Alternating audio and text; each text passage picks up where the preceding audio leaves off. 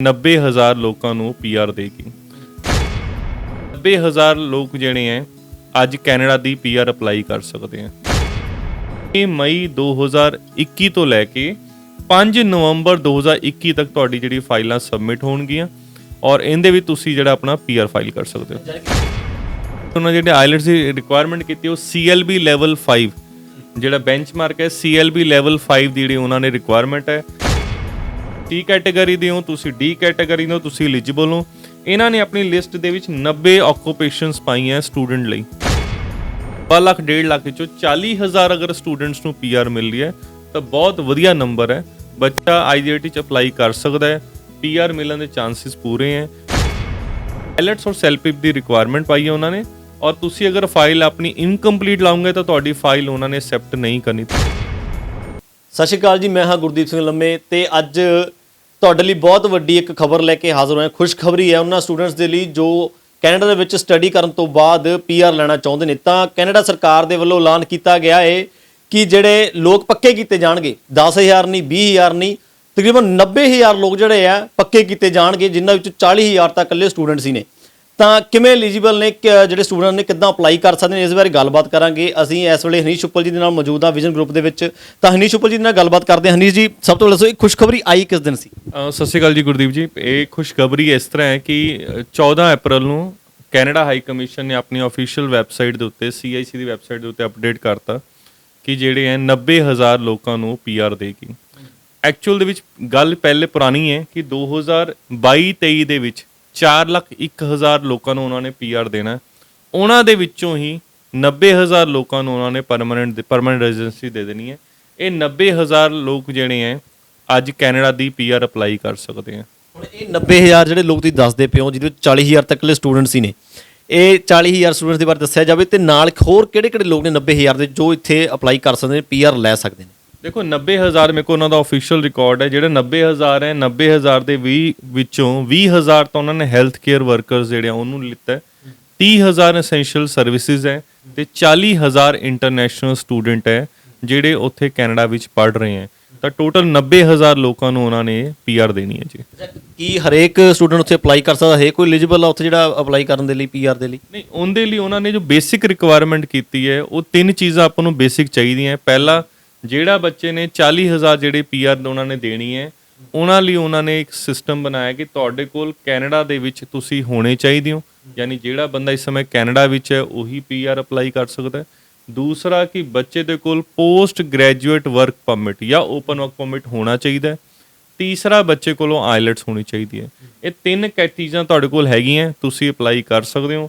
ਉਹਨਾਂ ਨੇ ਆਪਣੀ ਡੇਟ ਵੀ ਅਨਾਉਂਸ ਕਰਤੀ ਕਿ 6 ਮਈ 2021 ਤੋਂ ਲੈ ਕੇ 5 ਨਵੰਬਰ 2021 ਤੱਕ ਤੁਹਾਡੀ ਜਿਹੜੀ ਫਾਈਲਾਂ ਸਬਮਿਟ ਹੋਣਗੀਆਂ ਔਰ ਇਹਦੇ ਵਿੱਚ ਤੁਸੀਂ ਜਿਹੜਾ ਆਪਣਾ ਪੀਆਰ ਫਾਈਲ ਕਰ ਸਕਦੇ ਹੋ। ਯਾਨੀ ਕਿ ਜਿਹੜੇ ਆਨਲਾਈਨ ਸਟੱਡੀ ਕਰ ਰਹੇ ਨੇ ਉਹ ਇਸ ਦੇ ਲਈ ਐਲੀਜੀਬਲ ਨਹੀਂ ਹੈਗੇ ਤੇ ਨਾ ਹੀ ਜਿਹੜੇ ਇੱਥੇ ਪੜ੍ਹਾਈ ਪੂਰੀ ਕਰ ਚੁੱਕੇ ਇੰਡੀਆ 'ਚ ਉਹ ਐਲੀਜੀਬਲ ਇਸ ਦੇ ਵਿੱਚ ਨਹੀਂ ਹੈਗੇ ਪੀਆਰ ਦੇ ਲਈ? ਨਹੀਂ, ਇਹਦੇ ਵਿੱਚ ਐਲੀਜੀਬਲ ਉਹੀ ਹੋਏਗਾ ਜਿਹੜਾ ਬੰਦਾ ਕੈਨੇਡਾ ਵਿੱਚ ਇਸ ਸਮੇਂ ਬੈਠਾ ਹੈ। ਜਿਹੜਾ ਸਟੂਡੈਂਟ ਇੰਡੀਆ ਵਿੱਚ ਆਨਲਾਈਨ ਪੜ੍ਹ ਰਿਹਾ ਉਹ ਐਲੀਜੀਬਲ ਨਹੀਂ ਹੈ। ਜਿਹੜਾ ਸਟੂਡੈਂਟ ਇੰਡੀਆ ਵਿੱਚ ਪੜ੍ਹਾਈ ਪੂਰੀ ਕਰ ਚੁੱਕਾ ਹੈ, ਕੈਨੇਡਾ ਚਲਾ ਗਿਆ, ਉਹ ਐਲੀਜੀਬਲ ਹੈ। ਇਹਦੀ ਜਿਹੜਾ ਬੱਚੇ ਨੇ, ਮੰਨ ਲਓ ਕਿਸੇ ਸਟੂਡੈਂਟ ਨੇ ਇੰਡੀਆ ਵਿੱਚ ਪੜ੍ਹਾਈ ਪੂਰੀ ਕਰ ਲਈ, ਪੜ੍ਹਾਈ ਪੂਰੀ ਕਰਨ ਤੋਂ ਬਾਅਦ ਮਹੀਨਾ 1.5 ਮਹੀਨੇ ਸਟੱਡੀ ਰਹਿ ਗਈ, ਉਹ ਕੈਨੇਡਾ ਚਲਾ ਗਿਆ, ਉਹ ਐਲੀਜੀਬਲ ਹੈ। ਇਹ 2 ਕੈਟਾਗਰੀਜ਼ ਜਿਹੜੀਆਂ ਹੈਗੀਆਂ ਉਹ ਐਲੀਜੀਬਲ ਬਣਦੀਆਂ। ਪਰ ਜਿਹੜਾ ਬੱਚਾ ਇੰਡੀਆ 'ਚ ਪੜ੍ਹ ਰਿਹਾ ਉਹ ਐਲੀਜੀਬਲ ਨਹੀਂ ਹੈ, ਕਿਉਂਕਿ ਇਹਨਾਂ ਨੇ ਜਿਹੜੀ ਪੀਆਰ 40,000 ਲੋਕਾਂ ਨੂੰ ਦੇਣੀ ਹੈ, ਉਹ 40,000 ਸਟੂਡੈਂਟਸ ਉਹ ਆ ਜਿਹੜੇ ਕੈਨੇਡਾ ਦੇ ਵਿੱਚ ਬੈਠੇ ਹੈ।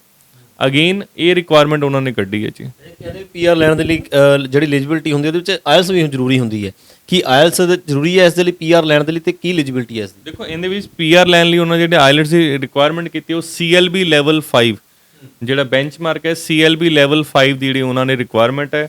ਅਗਰ ਆਪਾਂ ਰਿਕੁਆਇਰਮੈਂਟ ਦੀ ਗੱਲ ਕਰੀਏ CLB ਲੈਵਲ 5 ਨੂੰ ਅਗਰ ਆਪਾਂ ਕਰੀਏ ਤਾਂ ਆਪਾਂ ਨੂੰ ਲਿਸਨਿੰਗ ਦੇ ਵਿੱਚ 5 ਚਾਹੀਦੀਆਂ, ਰੀਡਿੰਗ ਵਿੱਚ 4 ਚਾਹੀਦੀਆਂ, ਰਾਈਟਿੰਗ ਵਿੱਚ 5 ਚਾਹੀਦੀਆਂ, ਸਪੀਕਿੰਗ ਵਿੱਚ 5 ਚਾਹੀਦੀਆਂ। ਇਹ ਅਗਰ ਤੁਸੀਂ CLB ਲੈਵਲ 5 ਤਾਂ ਹੈਗਾ ਤੁਹਾਡੇ ਕੋਲ ਪੋਸਟ ਗ੍ਰੈਜੂਏਟ ਵਰਕ ਪਰਮਿਟ ਹੈਗਾ ਜਾਂ ਓਪਨ ਵਰਕ ਪਰਮਿਟ ਹੋ, ਤੁਸੀਂ ਕੈਨੇਡਾ ਵਿੱਚ ਬੈਠੇ ਹੋ, ਤੁਸੀਂ ਐਲੀਜੀਬਲ ਹੋ, ਤੁਸੀਂ ਪੀਆਰ ਫਾਈਲ ਕਰ ਸਕਦੇ ਹੋ। ਇਹਦੇ ਵਿੱਚ ਨਾਲ ਇਹ ਵੀ ਕਲੀਅਰ ਕਰ ਦਿੰਦਾ ਕਿ ਜਿਹੜਾ ਸਟੂਡੈਂਟ ਹੈ, ਕਿਉਂਕਿ ਬਹੁਤ ਸਾਰੇ ਸਟੂਡੈਂਟ ਇੱਦਾਂ ਦੇ ਜਿਹੜੇ ਇੰਡੀਆ ਤੋਂ 1 ਸਾਲ ਦਾ ਕੋਰਸ ਕਰਕੇ ਕਰਨ ਲਈ ਗਏ ਸੀਗੇ, ਉਹਨਾਂ ਵਿੱਚ ਉਹਨਾਂ ਨੇ ਕਲੀਅਰ ਕਰਤਾ ਜਿਹੜੇ ਬੱਚਿਆਂ ਦੀ ਮਿਨੀਮਮ 16 ਮਹੀਨੇ ਦੀ ਪੜ੍ਹਾਈ ਕੈਨੇਡਾ ਵਿੱਚ ਹੋਈ ਹੈ, ਯਾਨੀ 16 ਮਹੀਨੇ ਮਤਲਬ ਆਪਾਂ ਕੈਨੇਡਾ ਦੇ ਹਿਸਾਬ ਨਾਲ ਦੇਖੋ ਤਾਂ 2 ਸਾਲ ਦੀ ਸਟੱਡੀ, ਔਰ ਜਿਨ੍ਹਾਂ ਸਟੂਡੈਂਟ 3 ਸਾਲ ਦਾ ਪੋਸਟ ਗ੍ਰੈਜੂਏਟ ਵਰਕ ਪਰਮਿਟ ਮਿਲਦਾ ਸੀ ਉਹੀ ਬੱਚਾ ਐਲੀਜੀਬਲ ਹੈ। ਮਿਨੀਮਮ ਜਿਹੜੀ ਐਜੂਕੇਸ਼ਨ ਹੈ ਕੈਨੇਡਾ ਦੇ ਵਿੱਚ ਜਾਂ ਇੰਡੀਆ ਤੋਂ ਅਗਰ ਕੀਤੀ ਉਹਨਾਂ ਨੇ 16 ਮਹੀਨੇ ਦੀ ਹੋਣੀ ਚਾਹੀਦੀ ਹੈ। 16 ਮੰਥ ਦੀ ਤੁਹਾਡੀ ਐਜੂਕੇਸ਼ਨ ਹੈਗੀ ਹੈ।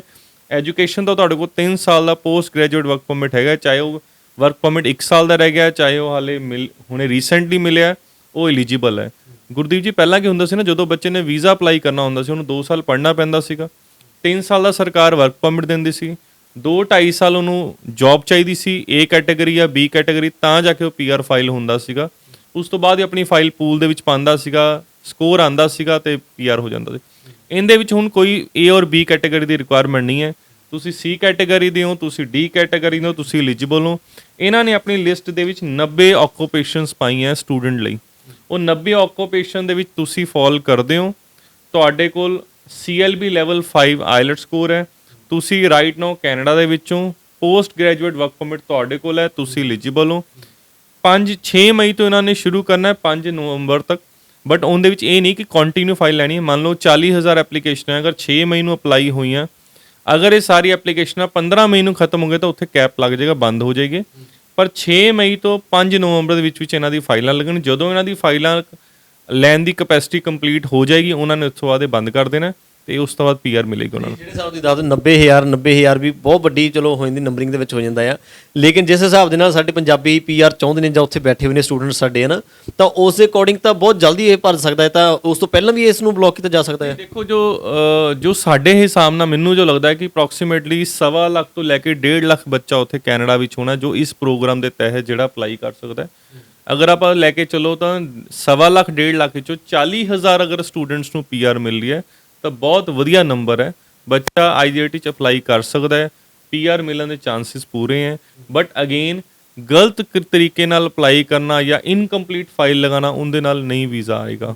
ਕਿਉਂਕਿ ਹੋ ਕੀ ਰਿਹਾ, ਜਦੋਂ ਇਹ ਨਿਊਜ਼ ਸਵੇਰੇ ਆਈ ਸਾਡੇ ਕੰਟੀਨਿਊਸ ਫੋਨ ਵੱਜਦੇ, ਜਿਹੜੇ ਸਟੂਡੈਂਟ ਸਾਡੇ ਥਰੂ ਬਾਹਰ ਗਏ ਹੈ ਜਾਂ ਹੋਰ ਪਬਲਿਕ ਜਿਹੜੇ ਸਾਨੂੰ ਫੋਨ ਕਰ ਰਹੀ ਕਿ ਸਾਡਾ ਆਈਲੈਟਸ ਦਾ ਸਕੋਰ ਐਗਜ਼ਾਮ ਬੁੱਕ ਕਰਨਾ ਹੈ। ਪ੍ਰੋਬਲਮ ਕੀ ਆ ਰਹੀ ਹੈ ਕਿ ਹੁਣ ਸਭ ਤੋਂ ਵੱਡੀ ਜਿਹੜੀ ਸਮੱਸਿਆ ਆਏਗੀ ਉਹ ਆਈਲੈਟਸ ਹੀ ਆਏਗੀ। ਇਹਦੇ 'ਚ ਵੀ ਕਲੀਅਰ ਕਰ ਦੇਣਾ, ਤੁਹਾਡੇ ਕੋਲ ਅਗਰ ਬੱਚਾ ਆਈਲੈਟਸ ਐਗਜ਼ਾਮ ਨਹੀਂ ਬੁੱਕ ਕਰ ਰਿਹਾ ਤਾਂ ਸੈਲਪਿਪ ਦਾ ਐਗਜ਼ਾਮ ਦੇ ਕੇ ਵੀ ਉਹ ਪੀਆਰ ਫਾਈਲ ਕਰ ਸਕਦਾ। ਆਈਲੈਟਸ ਔਰ ਸੈਲਪਿਪ ਦੇਣਾ ਜ਼ਰੂਰੀ ਹੈ। ਤੁਸੀਂ ਦੋਨਾਂ ਵਿੱਚੋਂ ਕੋਈ ਵੀ ਇੱਕ ਐਗਜ਼ਾਮ ਦੇ ਦਿਓ, ਬਟ ਵਿਦਾਊਟ ਆਈਲੈਟਸ ਸੈਲਪਿਪ ਦੇ ਤੁਸੀਂ ਫਾਈਲ ਐਮਬੈਸੀ ਵਿੱਚ ਇਨਕੰਪਲੀਟ ਦੀ ਗੱਲ ਕੀਤੀ ਜਾਂਦੀ, ਉਹ ਨਹੀਂ ਐਲੀਜੀਬਲ ਹੈਗੀ। ਇਹਦੇ ਵਿੱਚ ਆਈਲੈਟਸ ਔਰ ਸੈਲਪਿਪ ਦੀ ਰਿਕੁਆਇਰਮੈਂਟ ਪਾਈ ਹੈ ਉਹਨਾਂ ਨੇ, ਔਰ ਤੁਸੀਂ ਅਗਰ ਫਾਈਲ ਆਪਣੀ ਇਨਕੰਪਲੀਟ ਲਾਉਂਗੇ ਤਾਂ ਤੁਹਾਡੀ ਫਾਈਲ ਉਹਨਾਂ ਨੇ ਐਕਸੈਪਟ ਨਹੀਂ ਕਰਨੀ, ਤਾਂ ਫਾਈਲ ਵੀ ਬੰਦੇ ਨੂੰ ਕੰਪਲੀਟ ਲਗਾਉਣੀ ਪਏਗੀ। ਹੁਣ IGT ਬੱਚਿਆਂ ਨੇ ਆਈਲੈਟਸ ਕੀਤਾ ਨਹੀਂ ਹੋਇਆ, ਹੁਣ ਐਗਜ਼ਾਮ ਦੀ ਡੇਟਸ ਮਿਲ ਨਹੀਂ ਰਹੀ, ਬੱਚਿਆਂ ਨੂੰ ਇਮੀਡੀਏਟ ਐਗਜ਼ਾਮ ਦੇ ਕੇ ਆਪਣੀ ਫਾਈਲ ਕੰਪਲੀਟ ਜਿਹੜਾ ਐਮਬੈਸੀ ਵੀ ਸਬਮਿਟ ਕਰਨੀ ਚਾਹੀਦੀ ਹੈ। ਇਸ ਹਿਸਾਬ ਨਾਲ ਕਾਲਾਬਾਜ਼ਾਰੀ ਸ਼ੁਰੂ ਹੋ ਸਕਦੀ ਹੈ, ਤਾਂ ਸਟੂਡੈਂਟਸ ਨੂੰ ਕੀ ਸੁਨੇਹਾ ਦੇਣਾ ਚਾਹੋਗੇ ਅਖੀਰ ਦੇ ਵਿੱਚ, ਜਿਹੜੇ ਆਇਲਟਸ ਦੇ ਵਿੱਚ ਆਪਦਾ ਬੈਂਡ ਸਕੋਰ ਕਰਨਾ ਚਾਹੁੰਦੇ ਨੇ, ਪੀਆਰ ਫਾਈਲ ਲਗਾਉਣਾ ਚਾਹੁੰਦੇ ਨੇ? ਦੇਖੋ, ਅਗਰ ਤੁਸੀਂ ਕੈਨੇਡਾ ਵਿੱਚ ਇਸ 40,000 ਜਿਹੜੀ ਕੈਟਾਗਰੀ ਰਿਕੁਆਇਰਮੈਂਟ ਉਹਨਾਂ ਵਿੱਚ ਅਪਲਾਈ ਕਰਨਾ ਚਾਹੁੰਦੇ ਹੋ, ਤੁਹਾਡੇ ਕੋਲ ਕੰਪਲੀਟ ਫਾਈਲ ਹੈ, ਤੁਸੀਂ ਸਾਰੀ ਚੀਜ਼ਾਂ ਕੈਨੇਡੀਅਨ ਹਾਈ ਕਮਿਸ਼ਨ ਦੇ ਆਫੀਸ਼ੀਅਲ ਪੇਜ ਦੇ ਉੱਤੇ ਪੜ੍ਹੋ, ਹਰ ਇੱਕ ਚੀਜ਼ ਡਿਟੇਲ ਨਾਲ ਦਿੱਤੀ ਗਈ ਹੈ। ਜਿਹੜੇ 20,000 ਹੈ ਜਾਂ 30,000 ਹੈ, 40,000 ਹੈ, ਕਿਹੜੀ ਆਕੂਪੇਸ਼ਨਸ ਹੈ, ਕੀ ਉਹਦਾ ਨੌਕ ਹੈ, ਤੁਸੀਂ ਹਰ ਬੰਦਾ ਐਲੀਜੀਬਲ ਨਹੀਂ ਹੈ। ਤੁਸੀਂ ਆਪਣੀ ਨੌਕ ਨੂੰ ਚੈੱਕ ਕਰਕੇ ਜੋ ਕੈਨੇਡਾ ਹਾਈ ਕਮਿਸ਼ਨ ਦੀ ਵੈਬਸਾਈਟ ਤੇ ਹੈ ਉਸੀ ਦੇ ਆਧਾਰ ਤੇ ਹੀ ਆਪਣਾ ਪੀਆਰ ਫਾਈਲ ਕਰੋ। ਇਹ ਉਹਨਾਂ ਸਾਰੇ ਸਟੂਡੈਂਟ ਲਈ ਖੁਸ਼ਖਬਰੀ ਹੈ ਜਿਹੜੇ ਕੈਨੇਡਾ ਵਿੱਚ ਪੜ੍ਹ ਰਹੇ ਹੈ। ਇਹ ਉਹਨਾਂ ਸਾਰੇ ਸਟੂਡੈਂਟ ਲਈ ਖੁਸ਼ਖਬਰੀ ਹੈ ਜਿਹੜੇ ਇਸ ਸਮੇਂ ਪੋਸਟ ਗ੍ਰੈਜੂਏਟ ਵਰਕ ਪਰਮਿਟ ਲਈ ਹੈ। ਇਹ ਕੈਨੇਡਾ ਸਰਕਾਰ ਆਪਣੇ ਸਟੂਡੈਂਟਸ ਨੂੰ ਕਿੰਨਾ ਜ਼ਿਆਦਾ ਸਪੋਰਟ ਕਰ ਰਹੀ ਹੈ। ਹਨੀ ਜੀ, ਕੀ ਕੈਨੇਡਾ ਦੇ ਵਿੱਚ ਹੀ ਉੱਥੇ ਬੈਠ ਕੇ ਅਪਲਾਈ ਕਰਨਾ ਪਊਗਾ ਜਾਂ ਤੁਹਾਡੇ ਥਰੂ ਵੀ ਪ੍ਰੋਸੈਸਿੰਗ ਕਰਵਾਈ ਜਾ ਸਕਦੀ ਹੈ ਜਿਹੜੀ ਪੀਆਰ ਫਾਈਲ ਹੈ ਸਟੂਡੈਂਟਸ ਦੇ ਵੱਲੋਂ? ਨਹੀਂ, ਸਾਡੇ ਵੱਲੋਂ ਪੀਆਰ ਦੀ ਸਰਵਿਸਿਜ਼ ਨਹੀਂ ਹੈ, ਬਟ ਇਹ ਮੈਸੇਜ ਸਿਰਫ ਸਾਡੀ ਐਨਰੋਲਮੈਂਟ ਦਾ ਟਾਰਗੇਟ ਨਹੀਂ ਹੈ। ਇਹ ਮੈਸੇਜ ਉਹਨਾਂ ਸਾਰੇ ਸਟੂਡੈਂਟ ਨੂੰ ਪਹੁੰਚਾਉਣਾ ਜ਼ਰੂਰੀ ਹੈ ਜਿਨ੍ਹਾਂ ਨੇ ਸਾਡੇ ਥਰੂ ਫਾਈਲ ਲਗਾਈ ਸੀ ਸਟੂਡੈਂਟ ਵੀਜ਼ਾ ਜਾਂ ਬਾਹਰੋਂ ਵੀ ਲਗਾਈ ਹੈ, ਕਿ ਤੁਸੀਂ ਇਸ 40,000 ਦੇ ਚੱਕਰ ਵਿੱਚ ਆਪਣਾ ਕੈਰੀਅਰ ਲਾਲਚ ਦੇ ਚੱਕਰ ਵਿੱਚ ਆਪਣੀ ਫਾਈਲ ਗਲਤ ਤਰੀਕੇ ਨਾਲ ਸਬਮਿਟ ਨਾ ਕਰੋ। ਕਿਸੇ ਚੰਗੇ ਇਮੀਗ੍ਰੇਸ਼ਨ ਲਾਇਰ ਨਾਲ ਕੰਸਲਟ ਕਰੋ, CIC ਵੈਬਸਾਈਟ ਖੋਲ ਕੇ ਖੁਦ ਚੈੱਕ ਕਰੋ। ਅਗਰ ਤੁਸੀਂ ਐਲੀਜੀਬਲ ਹੋ ਤਾਂ ਹੀ ਤੁਸੀਂ ਅਪਲਾਈ ਕਰੋ, ਪਰ ਸਟੂਡੈਂਟ ਲਈ ਕਾਫੀ ਸਪੋਰਟਿਵ ਇਹ ਨਿਊਜ਼ ਹੈ। ਸੋ ਇਹ ਸਨ ਹਨੀਸ਼ ਉੱਪਲ ਜੀ ਵਿਜ਼ਨ ਗਰੁੱਪ ਤੋਂ। ਤਾਂ ਬਹੁਤ ਵੱਡੀ ਖਬਰ ਹੈ, ਬਹੁਤ ਵੱਡੀ ਖੁਸ਼ਖਬਰੀ ਉਹਨਾਂ ਸਟੂਡੈਂਟਸ ਦੇ ਲਈ ਜੋ ਪੀਆਰ ਪਾਉਣਾ ਚਾਹੁੰਦੇ ਨੇ। ਤਾਂ ਐਲੀਜੀਬਿਲਿਟੀ ਕ੍ਰਾਈਟੇਰੀਆ ਵੀ ਤੁਹਾਨੂੰ ਦੱਸ ਦਿੱਤਾ, ਕਿਸ ਤਰੀਕੇ ਨਾਲ ਤੁਸੀਂ ਅਪਲਾਈ ਕਰ ਸਕਦੇ ਹੋ ਇਹ ਵੀ ਤੁਹਾਨੂੰ ਦੱਸ ਦਿੱਤਾ ਹੈ, ਔਰ ਇਹ ਵੀ ਤੁਹਾਨੂੰ ਦੱਸ ਦਿੱਤਾ ਹੈ ਕਿ ਬਹੁਤ ਸਾਰੇ ਲੋਕ ਇਸ ਦਾ ਫਾਇਦਾ ਉਠਾ ਲੈਂਦੇ ਨੇ ਕਿ ਅਸੀਂ ਤੁਹਾਡੀ ਫਾਈਲ ਲਗਾ ਦਾਂਗੇ। ਤਾਂ ਉਹਨਾਂ ਚੱਕਰਾਂ ਦੇ ਵਿੱਚ ਨਾ ਪਾਓ ਤੇ ਆਪਣੀ ਜਿਹੜੀ ਫਾਈਲ ਤਿਆਰ ਕਰਾ ਕੇ ਜਿਹੜੀ ਹੈ ਪੀਆਰ ਦੇ ਲਈ ਆਪਣੀ ਪੀਆਰ ਜ਼ਰੂਰ ਲਵੋ। ਸੋ ਵਧੇਰੀ ਅਪਡੇਟਸ ਜੁੜੋ ਲੁਧਿਆਣਾ ਟਾਈਮਸ ਨਾਲ। ਕੈਮਰਾਮੈਨ ਤੋਂ ਤਮ ਥਾੜੂ ਦੇ ਨਾਲ ਗੁਰਦੀਪ ਸਿੰਘ ਲੰਮੇ, ਲੁਧਿਆਣਾ।